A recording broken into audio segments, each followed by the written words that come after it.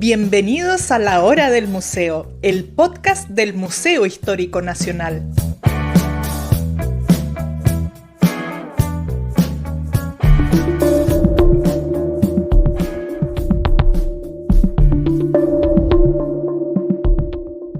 En 1980, Punitaqui, un pueblo ubicado a 30 kilómetros de Ovalle, transcurría la infancia de un niño que décadas después documentaría esta experiencia.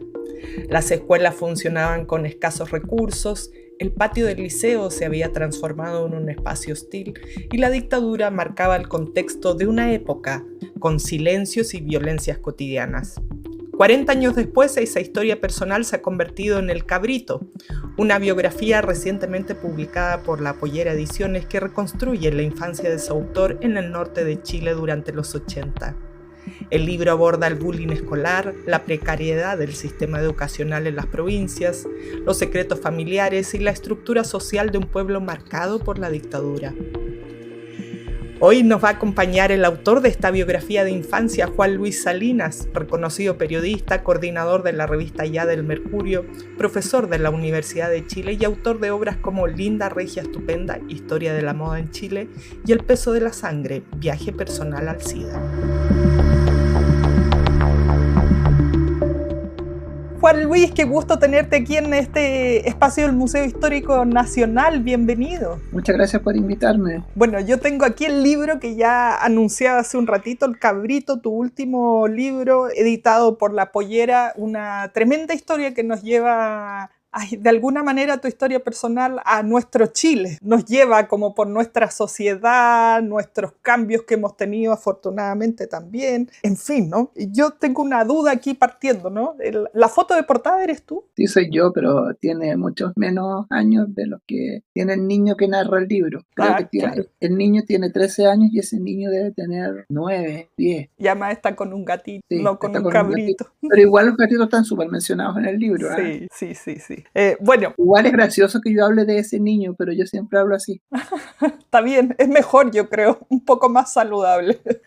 Juan Luis, bueno, tú siempre vinculado al periodismo, has publicado otros libros que tienen que ver con la historia. ¿Cómo fue este proceso de lanzarse a escribir un libro como este, que es tan duro? Yo debo decirlo. A ver, yo vengo de un libro anterior que es súper duro también, que fue el que como que horneó, o que me forjó para poder acercarme a este. El libro anterior es la historia del SIDA en Chile y en el Peso de la Sangre, y en ese libro, porque me convencieron varias personas, que era una investigación periodística, pura y narrativa y todo lo que quisiera, pero yo no contaba parte de la historia, que yo era cero positivo. Entonces yo en ese libro hice como una trenza, que era la historia del mundo, la historia del SIDA en Chile y mi historia en relación. Entonces yo estaba un poco horneado para esto, estaba medio preparado para enfrentarme a esto, y eso fue lo que vieron los editores de La Pollera, Daniel Campuzano, que vio el otro libro, y que en ese libro estaban cosas que cuento acá y otras reflexiones personales de mucho después, pero siempre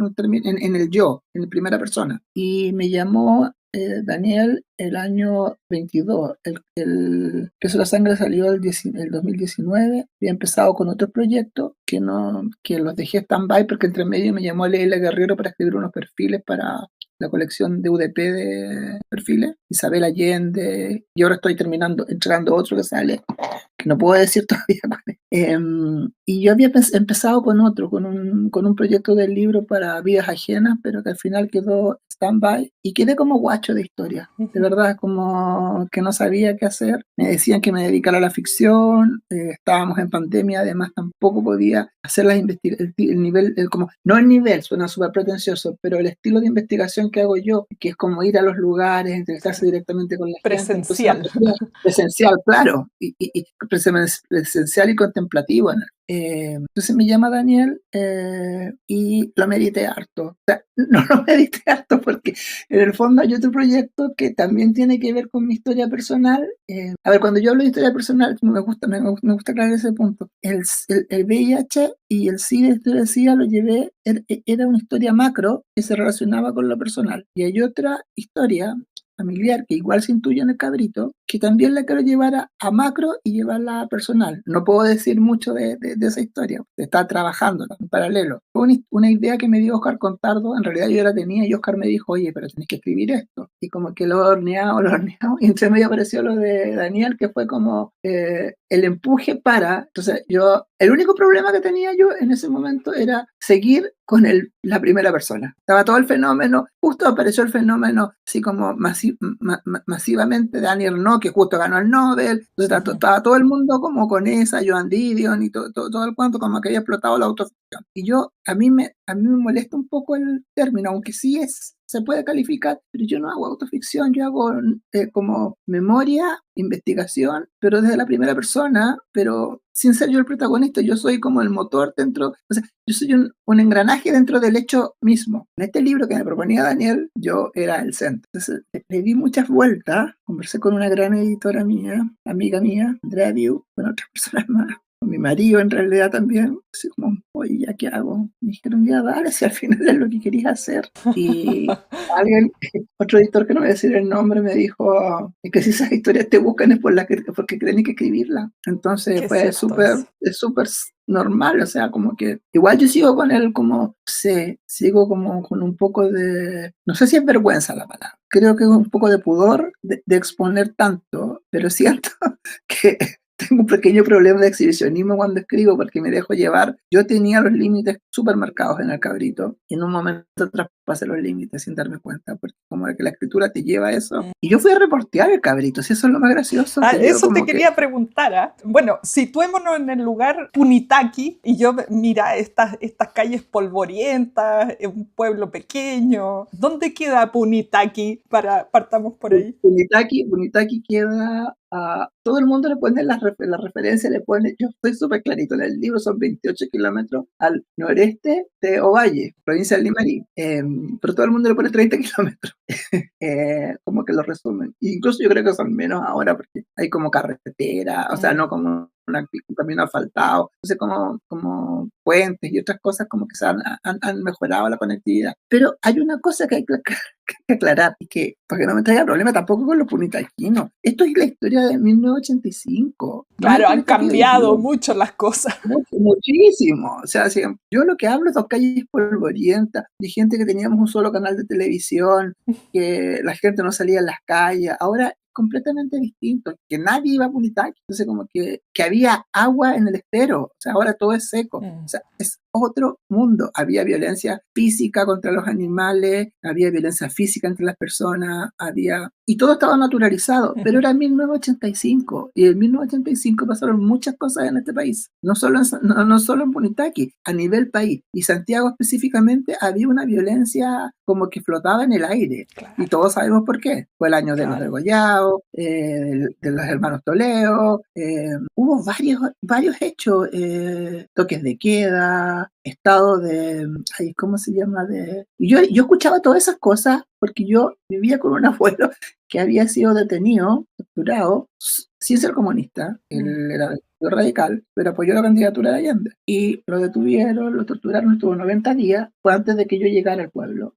Y vivía este niño raro con este abuelo raro, que todos apuntaban con el dedo en ese pueblo. Y este niño raro con este abuelo que en el fondo como que no quería contarle tanto la historia, pero igual se la contaba porque igual lo hacía escuchar la radio Moscú, sintonizaba la radio cooperativa, mi abuelo traficaba las revistas APSI, te estoy hablando de traficar, de verdad.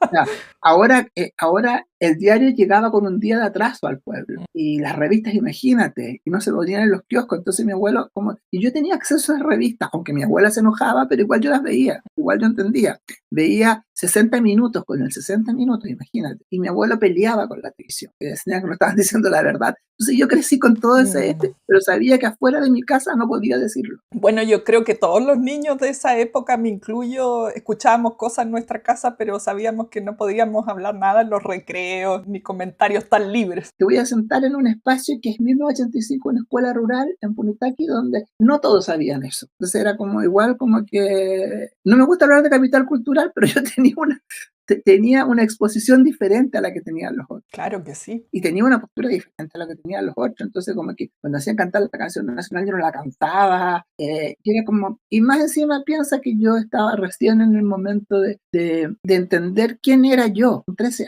son los 13 años, no son los 13 años de ahora. Entonces, estaba con toda ese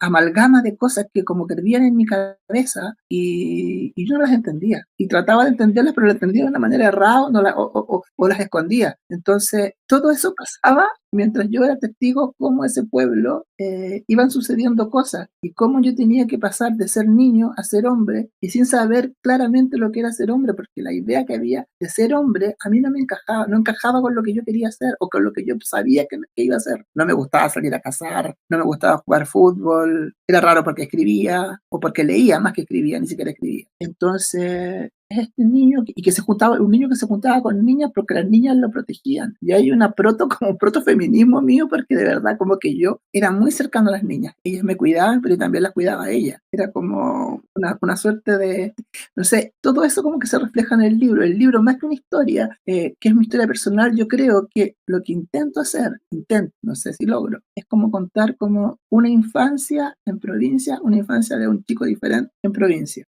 Espero que el libro no se entienda como que yo estoy criticando a esa forma de ser o a esa No, sociedad. para nada, no, yo creo que no. Hasta se ve con cierto cariño, a pesar de que son cosas duras, yo las tomé al menos con Eso me cariño. lo, eso me lo ha dicho harta gente. Yo tenía harto miedo de que o no fuera ni sensibilero, ni tampoco fuera como así como atacando al pueblo, dejándolo como... Igual tenía hartos miedos porque, por ejemplo, para mí ya hay libros similares. Está Regreso a Reims, que lo había leído yo mucho tiempo atrás, de Eribon. Están como todos los trabajos de Edward Louis, cómo matar a Billy Villanueva, no sé cómo se pronuncia bien el sentido, lo tengo por acá. Y siempre hay gente que volvía a su pueblo, pero lo hacían de una perspectiva sociológica, analizaba las derechas, cómo había cambiado la clase obrera en Francia y todo el cuento. Y yo no quería eso. Yo no soy sociólogo, yo no voy a entrar en eso. Yo solo quería hacer como una especie de relato o una estampa, algo costumbrista de un momento, pero también con un cierto sentido como de entenderme yo y entender a ese niño, porque yo de ese niño me he sentido súper alejado 1000 veces. ¿Y por qué escoges los 13 años y no, como decíamos, no sé, la portada es más chico? ¿Es una edad Ahora, que realmente marca? ¿Pasan muchas cosas en tu es vida? que a los 13 años, que es una muy bonita edad, porque yo a los 13 años es el año como que para mí era como, supuestamente iba a tener una nueva vida, porque yo a los 13 años, la historia original era que yo me iba a venir a los 13 años a Santiago con mi mamá. Nunca sucedió eso, en el libro se explica. A los 13 años lo que logran hacer es mandarme a decirme que me vaya a elegir, que me vaya a estudiar a Ovalle, a un liceo. Dicen que no esté en internado porque no puedo estar en internado por obvias cosas. Mis abuelos sabían lo que tenían y lo que habían criado, ¿no? Que no podía estar expuesto a esa masculinidad media ruda de un internado de hombre. Me mandan una pensión y ese niño tiene que hacerse cargo a los 13 años de hacerse la mochila, llevar las camisas contadas y todo el cuento. Es el cuento que viene después, pero eso es lo que está ahí contado es la preparación. Y ese niño tiene lo único que quiere ese niño es irse de ese pueblo porque pensaba que saliendo de ese pueblo iba a haber otra vida. Queda la respuesta abierta de la otra vida, que hubo otro tipo de violencia, sí, pero ya no era la violencia tan ruda del pueblo. Ahora, eso no significaba que yo no volvía al pueblo, porque yo me iba de lunes a viernes a la pensión y volvía los fines de semana, pero ya no estaba expuesto al patio del colegio. Y estaba con mis amigos de la calle en la que vivía, que mis amigos, si bien también eran como los típicos niños que querían ser machitos y todo el cuento, igual ellos me protegían. Entonces los niños de la calle Condel eran como distintos conmigo, quizás porque los vimos muy de chicos y porque ya la broma era aburrida para ellos, tal vez. Bromeaban, pero llegaba un límite y había como un cierto respeto de todos nosotros. Yo esos niños de la calle Condel los quiero mucho, niños que son hombres ahora, algunos de ellos murieron también en realidad, pero diferentes razones. Pero a esa gente la quiero mucho, como quiero mucho a mis amigas del colegio, como quiero mucho a la Iris, que me crió a mí, que era como una chica, como que era como mi hermana, que no era hermana de sangre, sino una niña que mis abuelos como que cuidaron. Está contado en el libro, y que es muy bonito. Eso es el libro. Oye, nos decías, tu forma de trabajar es siempre yendo a los lugares, Ah, sí, observando a las personas. Entonces te fuiste a Punitaqui para ponerte a escribir este libro. voy a vomitar que reportearme. ¿Cómo es eso?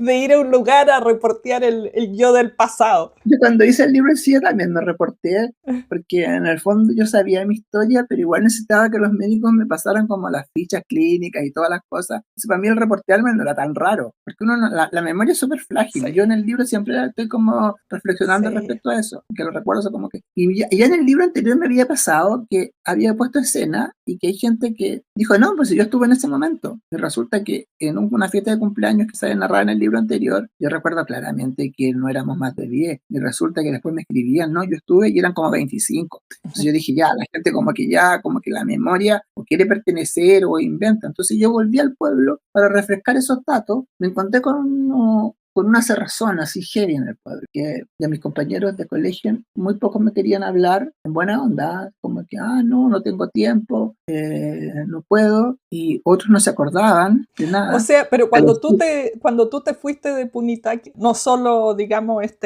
pensión a la que fuiste a hacer como la enseñanza no, media, sino...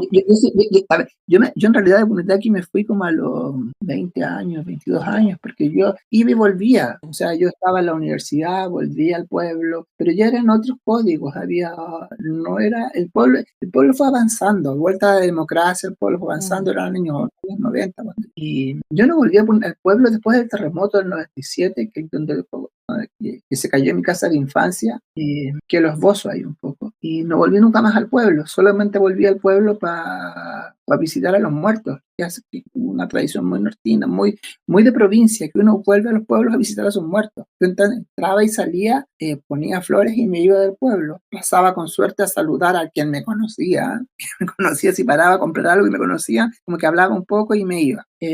Siempre manteniendo contacto con algunos, que tampoco ya vivían, algunos amigos que ya no vivían en el pueblo, pero siempre estaba la Tato, que es como otra protagonista, como súper central en este libro, mi amiga de infancia que me cuidaba, a ella sí la pasaba a ver, hablábamos como media hora y yo me iba del pueblo, pero ahora volví y le dije, Tato, necesito que me ayude a recordar. ¡Wow! Y ella fue súper abierta con ese proceso, porque de verdad la Tata la conozco desde que tengo 3 años, entonces que de verdad era como, que también para ella fue como, tuvimos hartas peleas peleas en buena onda, que nos reíamos, porque ella no se acordaba de cosas, y yo me acordaba de cosas, y ella se acordaba de cosas que yo decía que no pasaban, y siempre estaba el papá de la Tato, que sigue vivo, y él zanjaba la discusión, decía, esto sí pasó, ustedes sí hicieron esto, o estaba la Iris, que también nos iba recordando, y ahí llega un consenso, así, de verdad este libro son memorias, yo lo llamo memoria, es no ficción, las cosas ocurrieron, pero ocurrieron de la forma en que no nos las han contado, recordamos que ocurrieron. No Claro. tenemos como la base sólida. Mis abuelos están muertos, con mi hermana casi no viví, mi último de mis tíos murió hace 2 años, 3 años, entonces como que no habían, y mis primos eran más chicos, entonces tampoco recuerdan mucho. Y el resto de los amigos como que no se hicieron los lesos, les mandé un par de preguntas. Tengo un amigo, eso sí, que como mi garganta profunda, uno de los chicos de Punitaki, que me llamó un día y me dijo, sí, ¿sabéis qué? Todo lo que estáis diciendo y todo el cuento, yo quiero, de que sí pasó, yo me acuerdo, yo lo veía en el patio y todo el cuento, pero por favor no me pongáis. Y eso, cuando me dijeron eso, fue como, oh, esto sí pasó. Y eso, ¿sabéis que ese momento igual fue más, ese momento fue como entre bonito, porque yo soy periodista, entonces necesitaba esa certeza, o sea, esa mediana certeza, Mm. pero también fue bonito porque como que se cerró. Y eso te iba a preguntar, ¿ah? Porque una cosa es ya ir a reportearte allá a tu pueblo de infancia, buscar toda la gente que puede constatar que todo esto haya pasado, escribirlo bien estéticamente, pero además hay un trabajo interno que yo me imagino que uno queda como, no quiero saber nada por un buen tiempo. ¿Sabes qué? Yo cuando lo terminé, este libro lo terminé en septiembre, la primera semana de septiembre, las últimas páginas. Me fui de vacaciones y la terminé en Barcelona, las últimas páginas. Y hay un pasaje en el libro que yo no quería contar, y estando en Barcelona decidí, dije, yo lo voy a escribir. y escribí el final también en Barcelona. Pero escribí este pasaje que es súper importante, no me gusta hacer spoiler, en el libro, pero me decidí contarlo. Y cuando me decidí a contarlo, lo mandé al Daniel, me mandaron las copias, lo leí allá, me mandaron como los PDF, los leí, los miré allá, los revisaba allá. Y no lo tomé el peso hasta que me llegó el libro impreso. Cuando llegó el libro impreso fue como, ouch, ¿qué hice? ¿Qué hice? Como que, oh. Pero yo nunca lo he tomado como autoayuda, de verdad, no, porque creo que los libros es súper egoísta tomarlo como autoayuda. A algunas personas tal vez les sirve, a mí sí me sirvió, pero yo siento que lo que más sirve del libro es como dejar el registro y que la gente entienda que las historias no son únicas, no a todo el mundo le pasa, todo el mundo vive de situaciones difíciles. Ujú. Y todo el mundo vive en contextos que tal vez son diferentes, pero pasan las mismas situaciones. O sea, ese pueblo de Punitaqui, ese pueblo chico, esa escuela chica, ese 1985, también se puede replicar en un niño de, no sé, de Curicó del año 90, o en un niño que está viviendo ahora en un colegio, no sé, aquí en Santiago Centro, y le está pasando lo mismo, de otra forma, en otro contexto, pero está viviendo las mismas dudas, está viviendo otras situaciones que lo hacen dudar y lo hacen cuestionarse de lo que es y de lo que quiere ser. Es que esa es la cercanía que uno toma, porque son situaciones independientes de edades, de si yo soy mujer, tú eres hombre, o eres niño, eres adulto. Yo creo que hay emociones humanas que nos conectan mucho con lo que tú escribes ahí. Además de las descripciones que reconocemos sí o sí, aunque yo no haya crecido en Punitaqui, reconozco ahí una forma de vida que he visto muchas veces. Sí, igual es súper curioso porque tengo un amigo que es del sur y me dijo, pero si estoy igual a pueblos donde... Y yo Sí. le dije, pero son distintos, si ustedes tenían árboles, yo no tenía. Pero son situaciones. O sea, yo creo que una de las máximas que yo tuve en el libro, que tuvo siempre claro cuando dije, ya voy a escribir esta historia, era tratar la pobreza. Conste que yo no nací en la marginalidad ni ninguna de esas cosas. Yo nunca pasé hambre, ninguna de esas cosas. Por el contrario, era un niño privilegiado dentro de la carencia que existía general en el pueblo. Yo era un niño privilegiado. Había alrededor mío había una pobreza tremenda. Pero no en mi caso. Yo siempre decidí que todo eso, esa dureza y esa pobreza, la iba a tratar con toda la mayor dignidad posible. Y creo que ojalá se haya logrado eso, porque no quiero que el pueblo quede como... que no quiero usar la pobreza como una herramienta para vender el libro y para estructurar una historia que sea lacrimógena y lastimera. O sea, como yo, es la misma lógica que usé en el libro anterior. Yo no soy víctima de nada. O sea, siento que, y tampoco me gusta la palabra resiliencia. Es como que, claro, hay gente que es resiliente, pero yo hice lo que tenía que hacer y como que entendí lo que tenía que entender, hice mi camino, erré, me equivoqué y todo el cuento. Pero ese niño no entendía esas cosas. Y los otros niños que también acosaban a ese niño tampoco entendían lo que estaban haciendo. Era algo que no tenía nombre. O sea, ahora le llaman bullying, pero en ese tiempo era hacerse hombre, como yo digo. Fue la premisa del libro. Después fueron apareciendo todos estos otros detalles alrededor. Me di cuenta que había crecido en una violencia tremenda hacia los animales, violencia entre personas, discriminación entre los pares, entre las mismas gente del pueblo, clasismo. Entonces, clasismo que es muy gracioso, porque es clasismo en un lugar donde eran todos iguales, pero habían clasismo, habían como ciertos grupos. Y hay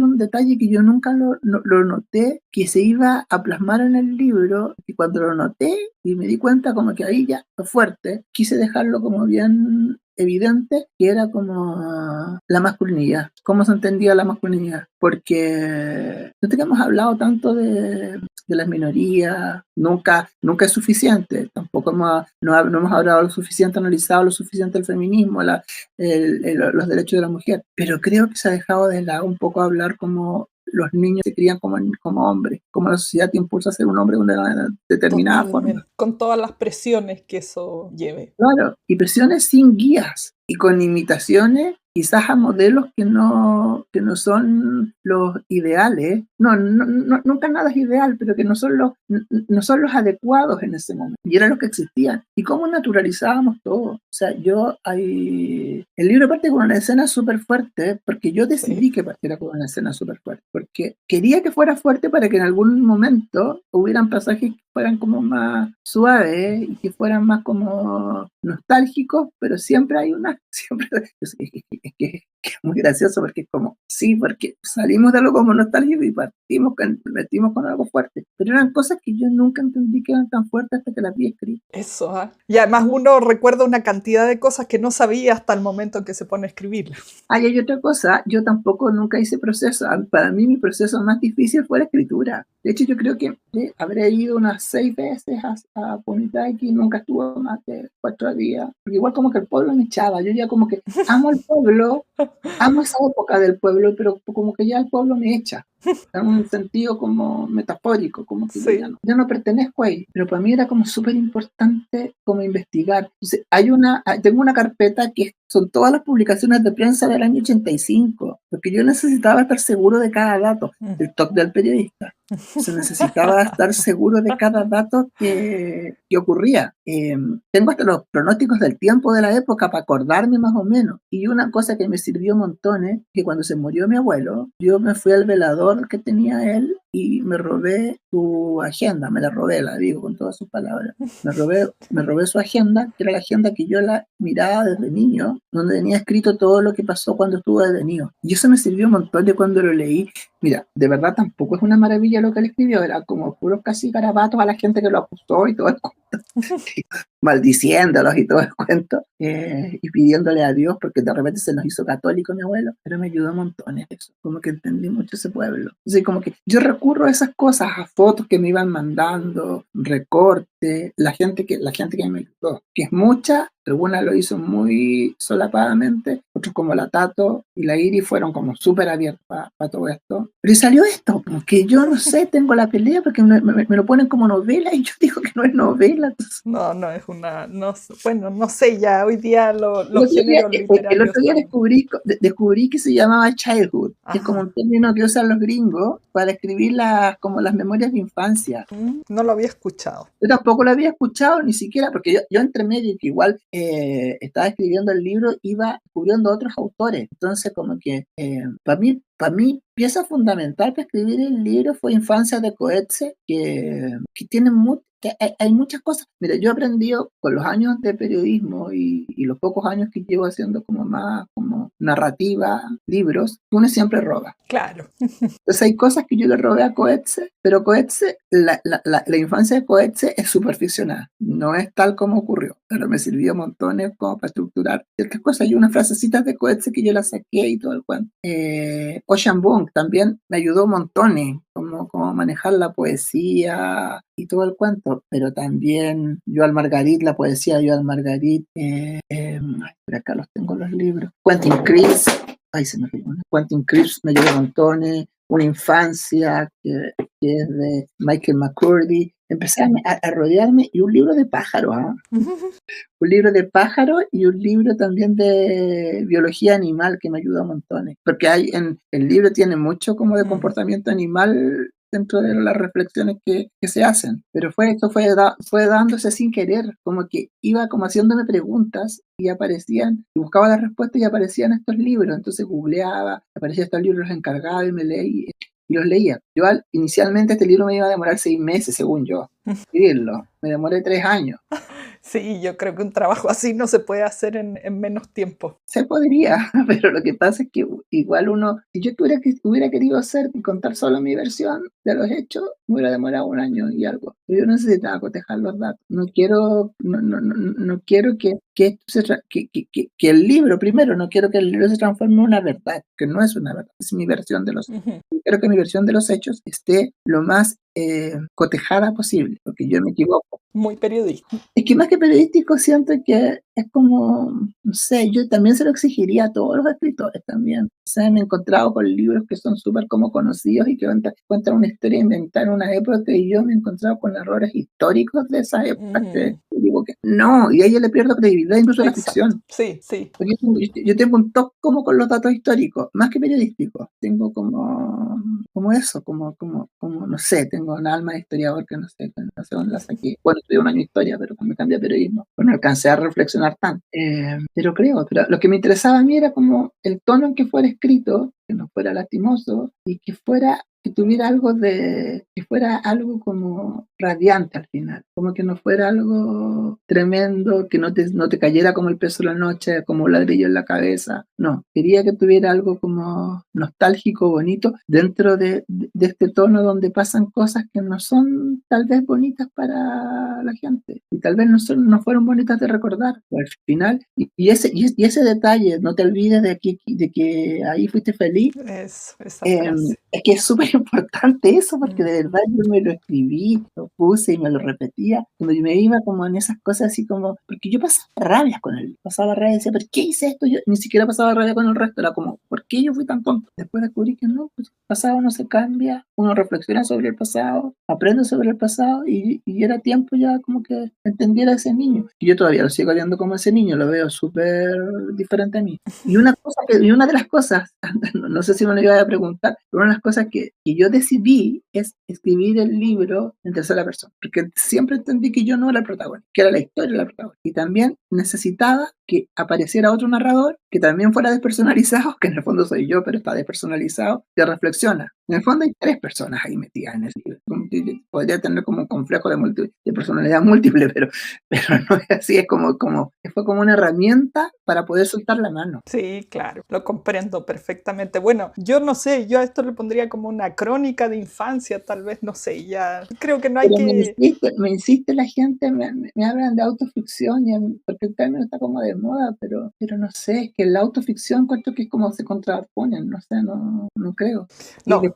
Y después me di cuenta que sí tengo similitudes con Annie Ernaux, pero no soy tan dramático. Y yo creo que el camino va a seguir, pero no esperen que venga el Cabrito 2, ninguna de esas cosas. Los 14, los 15 años, el resto de la adolescencia. Si esto no es papelucho trepa por Chile, si esto no es ninguna de esas cosas. Como van a haber más temas y se van a desprender de mi biografía inevitablemente, porque son temas que me interesa abordar y porque yo creo que todos de alguna manera en nuestra historia personal y en nuestra historia familiar hemos vivido el cambio que ha tenido el país y que ha tenido la sociedad. A eso iba yo, ¿no? En un inicio que decía, tu historia nos muestra como esta evolución que hemos tenido país, no solo los pueblos, es algo que nos llega a todos y nos sentimos reconocidos todos en tu historia de con uno u otro suceso que ahí ocurre o con la descripción de los paisajes. Yo creo, llega al corazón de cualquiera que haya crecido aquí en estas latitudes. Sí, ojalá guste. A mí por lo menos yo quedé tranquilo. Igual estoy súper nervioso con lo que dice la gente, yo soy súper como inseguro, pero yo creo que esa seguridad me sirve montones porque me demoro y proceso las cosas. Bueno, yo lo encontré increíble este libro. La idea hoy día no era spoilearlo, pero claro, por eso hemos hablado más del proceso de escritura que tanto de la historia. Se los recomiendo totalmente el Cabrito. Juan Luis, estamos en el tiempo, muy en el tiempo. Se me ha pasado muy rápido esta conversación, ha sido muy Yo creo que he hablado mucho, no había hablado tanto. Bueno, es parte de lo que trae un libro como este. Así que muy agradecida por esta conversación, por este viaje que nos dimos. Sí, muchas gracias y no sé, pues, ojalá a la gente le guste. Y que la gente joven que lo lea no juzgue ese pasado con los ojos que tienen ahora. No, muy agradecida a ti. Esto fue La Hora del Museo, el podcast del Museo Histórico Nacional, conducido por Rocío Muñoz.